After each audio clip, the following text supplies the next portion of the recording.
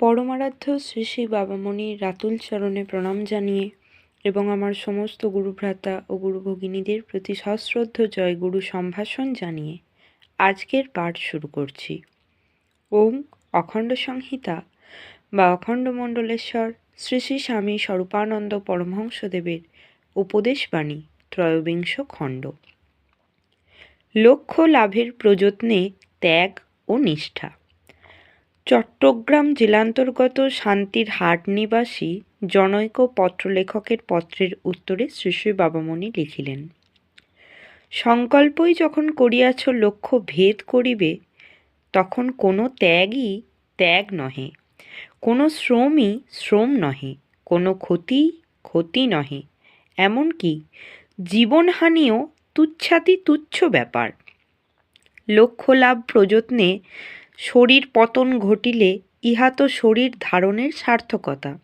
অপমান, অসম্মান, অশান্তি, অপবাদ, অঙ্গহানি, কারাবাস, নির্বাসন, মৃত্যুদণ্ড বা জীবন্তে কবর, সব কিছুর জন্য তাহাকে প্রস্তুত থাকিতে হইবে।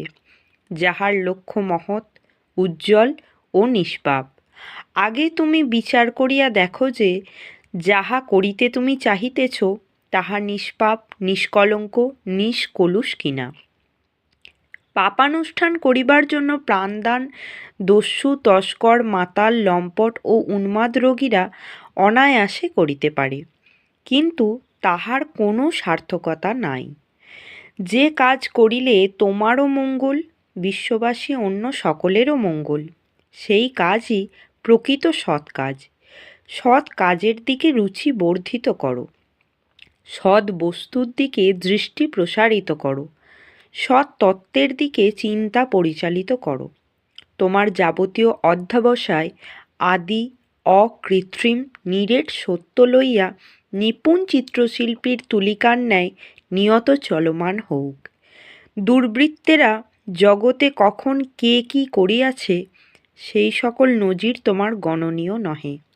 সদ্বৃত্ত পুরুষ নারীরা কোন অবস্থায় কি করিয়াছেন সেই দৃষ্টান্তই তোমার গ্রহণীয়। লক্ষ্য লাভ কল্পে সর্বত্যাগের ব্রতে পরিনিষ্ঠিত হও। জয় গুরু।